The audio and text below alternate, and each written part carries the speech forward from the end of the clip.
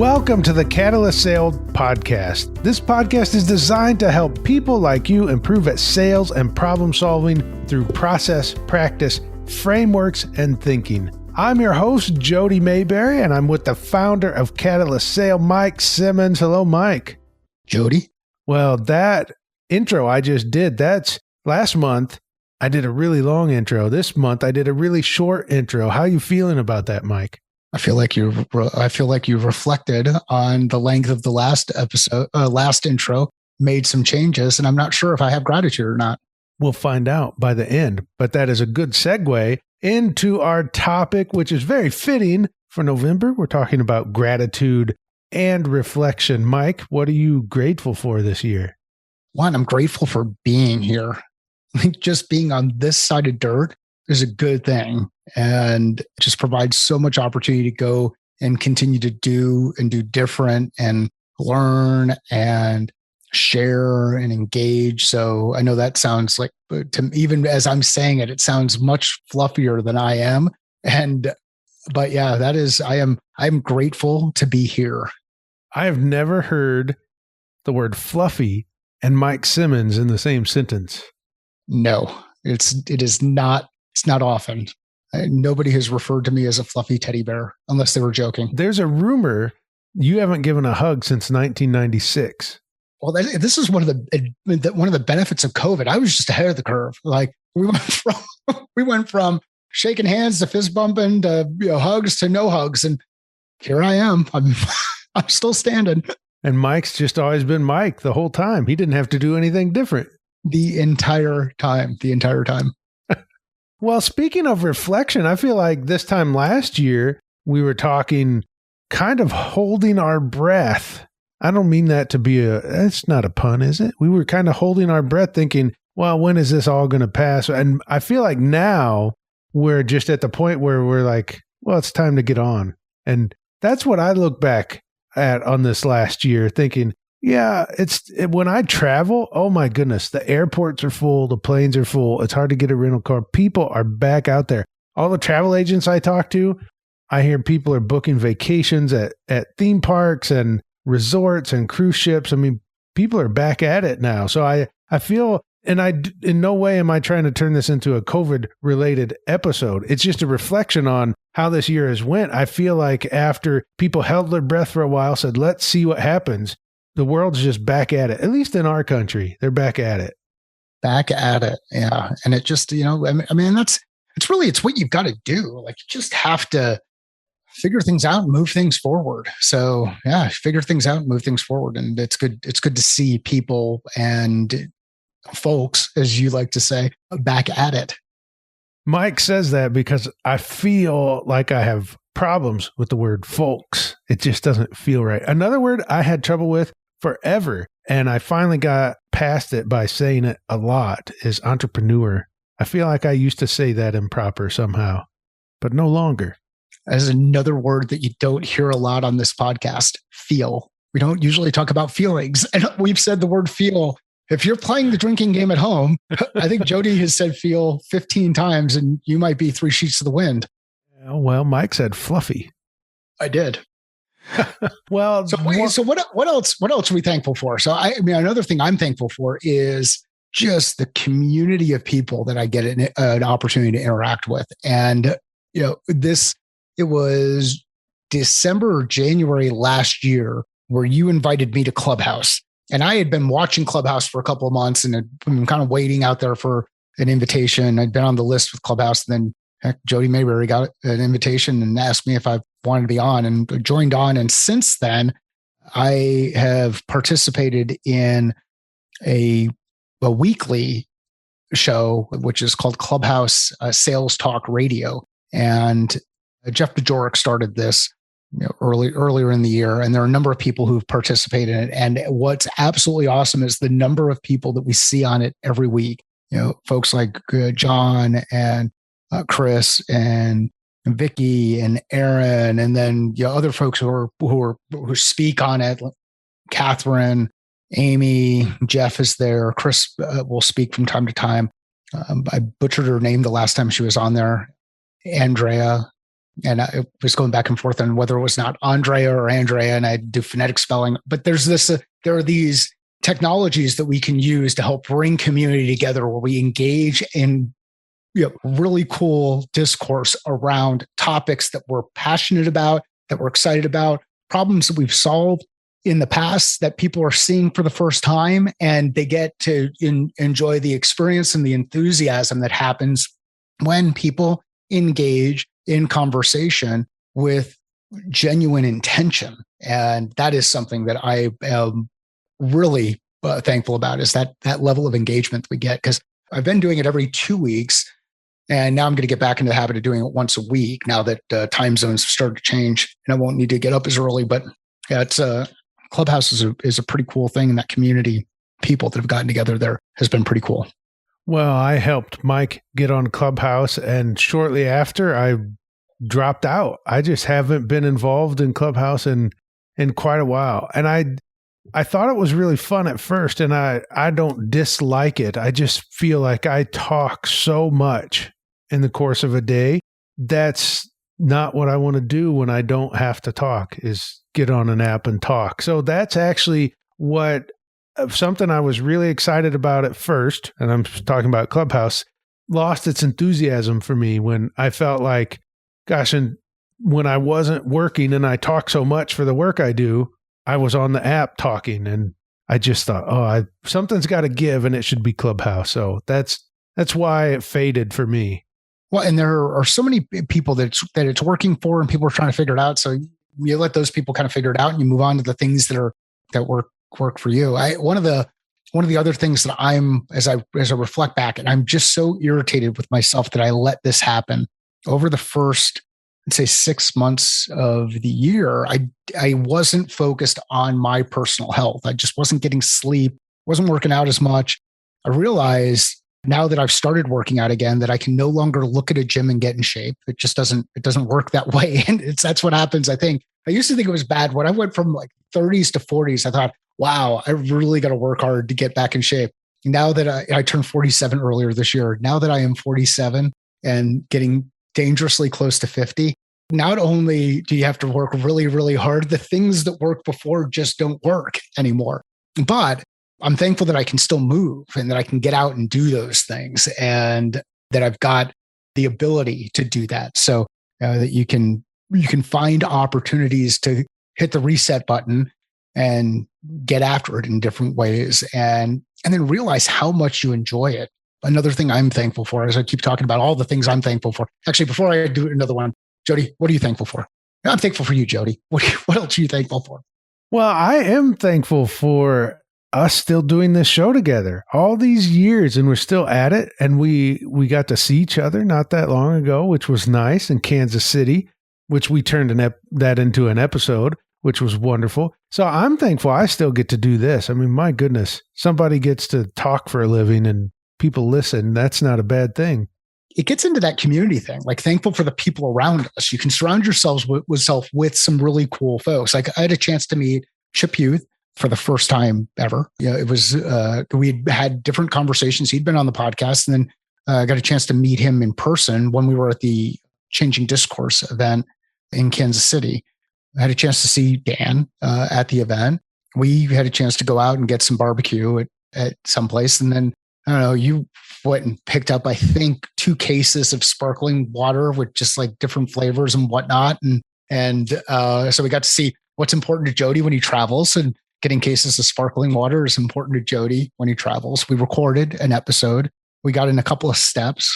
So that was pretty cool to be able to do it, and just be able to jump on an airplane, like you said, things opening back up, jump on an airplane, be at an event, engage with people who are looking to solve some really important problems. And one of the coolest things that came away from that event for me, and we'll include a link into the show notes on episodes that were recorded, both one on Jody's show where Tanner was on there, and then the one for the Catalyst Hill podcast. But we're all dealing with a lot of the same problems, yet we call them different things in each of the different industries that we operate in. And we get ourselves so focused on what we're working on that we create these amazing blind spots. And when you pull together a group of people with different skills, different experiences, talk about challenges that you're working through. It's amazing how creative and innovative you can be in coming up with different ways to look at the problem and ultimately create solutions. And that was all part of the Red Team event.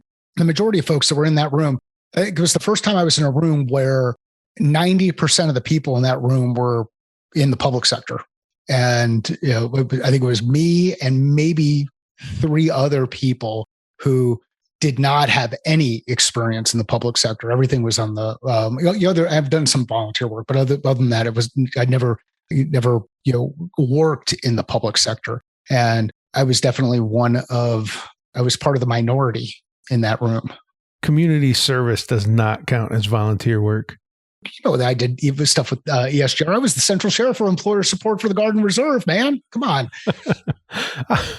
Yeah, you're right. Almost everybody there was in the public sector, or used to be. I am no longer, but spent many years in the public sector. So there were a lot of people in that room who were paid to carry guns.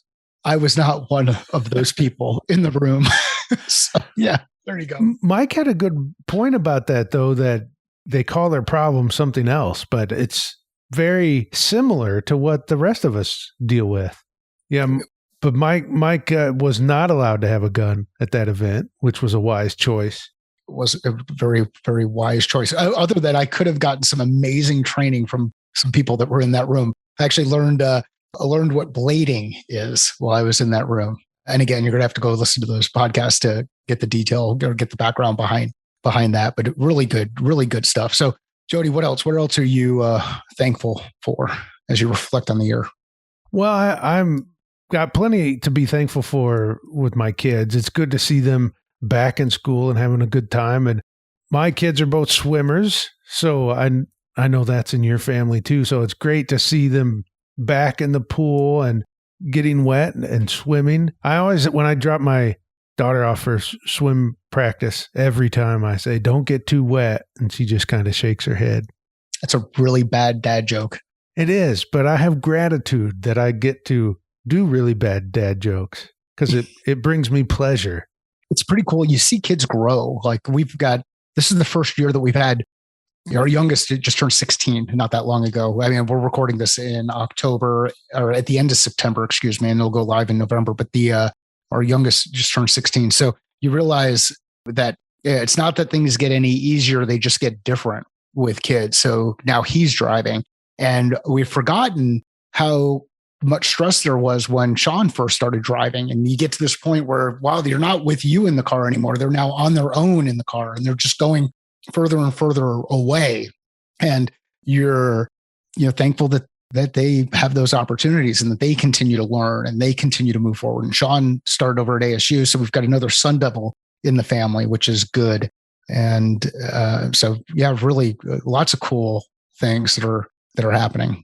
Another one that I'm thankful for the first time in as long as I can remember, actually first time ever, other than when we played miniature golf a while back, which still burns some pain in me. We actually went on a family golf when we were out in Florida earlier this year. We were able to play golf as a family, which if we hadn't picked up golf over the course of the last year, we wouldn't have done that as a family. And it was a cool way to just get out and enjoy the scenery of, in this instance, what Florida had to offer. So while we were playing golf, we saw this giant snake come out of the water and work its way across a lake. And thought, well, that's not something that I've seen in the state of Arizona. And we wouldn't have seen had we not been out on the golf course. So it's good to just find a game that we can go out and play. And I'm not referring to golf as a game anymore. So I no longer play golf, I golf. But it is great to have that kind of a game where you can go out there and play as a family and do that forever. It's one of those things where you can just play that sport for a long period of time. And what I've learned over the course of the last year is, I think Jeff Bajorek says it this way: you can only borrow good golf for a period of time. You never have it. You never own it. And I'm in one of those periods where my golf game has just gone to crap over the last couple of months. So I need to, hopefully someone lets me borrow the game again and I can get a better appreciation for how amazing it is. I have not played golf since, oh my goodness. I've played only twice ever since I moved out to Washington State. It's been a long time. But some great courses out there. Yeah, there are some good ones. Washington National, I remember that when I was out there. That's the course where that's the Huskies golf course. And then we lived in, it was called Lake Wilderness Country Club, which is the municipal course in Maple Valley. And that course was just absolutely amazing. I can tell you my golf game does not align very well with golf in Washington, in the state of Washington, where you have really, really tall trees lining a fairway. I need open fairways in order to take advantage of my game. There's a popular course in Coeur d'Alene, I know, that has a green out in Lake Coeur d'Alene. We've got to go out there and see Jeff Conroy and go out and play that course one of these days. It's on the list. So. Yeah. Well, before we go, I reflected upon something Mike and I each did on this episode. Is I want you to have the illusion that we're recording this as you're listening to it. And Mike has no problem in just saying when the episode was recorded. There's a difference between us right there. And I don't think either one is right or wrong, but it came across on reflecting here because early in the episode, I referred to this month being November. And then Mike he tipped my hand. But it's just a difference of what we do things differently sometimes. And that's all right. I am so tempted one of these days to just not even edit and just push these things live. And then we wouldn't even worry about the timestamp stuff other than, hey, we record, we have a good conversation, and then those things go live. I think that's one of the things Tanner has done a really good job with. I don't know how much editing he's doing anymore or if he is doing any editing or has gotten back to any of it, but I did a reflection episode that I pushed live on September 11th, and I didn't do any editing. I didn't have it. There was nothing.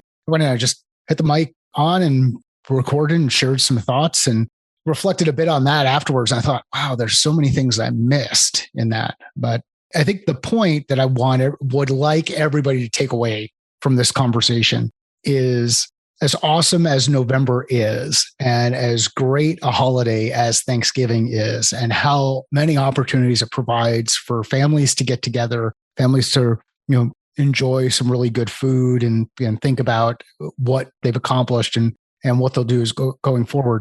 You can do this at any point in time. If you pause, take a breath, reflect, and think through what you've accomplished, it can open your eyes to all of the cool things that you can accomplish as you go forward. And don't forget, as you go through that reflection process, to be thankful for those who have surrounded you and those who have propped you up and those who have given you an opportunity, created an opportunity for you to do all of the great things that you do. So take some time, pause, think, reflect, give thanks, and move forward.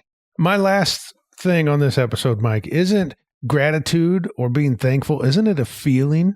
Yeah, it is. I know I've shared this before, so I'm going to go back to it. I probably shared it last year and probably shared it the year before, and we'll probably share it next year because I sound like a broken record sometimes. There are a couple of places in my neighborhood that I look at that give me an opportunity to feel that sense of gratitude. And the reason why they give me this opportunity to feel that sense of gratitude is because they're bigger than me. They're bigger than the things around them. There's a mountain in the neighborhood. And if anybody knows what Arizona is like, it's really a foothill. And if you're in any place that has real mountains, you probably would laugh. I think the elevation might be 28, maybe 3,200 feet, but it's the Santan mountain or Santan foothill, but it's much bigger than anything else around it. And it's just awesome to look at. And when I'm either riding my bike home from the gym down the hill, I can look out and see the mountain. Or if I'm on the golf course and I look back on one of my favorite holes on the golf course is the 7th hole. I share pictures of it often on Twitter and Instagram. There's this view that you look at from the green across a lake and the mountains in the background. And it just provides perspective and an opportunity to feel this level of gratitude and being fortunate enough to be out in nature, swinging some sticks at a ball, trying to get them in a hole. But yeah, it is absolutely a feeling. And it's one that you can create through sense, the things that you take in visually, or even just the smell. Like there's a shampoo, as crazy as this sounds, there's a shampoo that they would have on the Disney Cruise Line, H2O. It's like a sea salt. It's green, whatever. You wash your hair with that shampoo and immediately it can be taken back to being on one of those cruise vacations with the kids, away from everything. And there's a number of different ways for you to inspire or create this opportunity to reflect and this opportunity of gratitude. So yeah, great point, Jody. Well, we've got to wrap this because in a single episode, we've got Mike Simmons to talk about his feelings and shampoo, which I never thought either of those would happen, but it's happened. So thank you so much, Mike. This has been a great year together. I have a lot of gratitude that we still do this show. And thank you for joining us for another episode of the Catalyst Sale Podcast.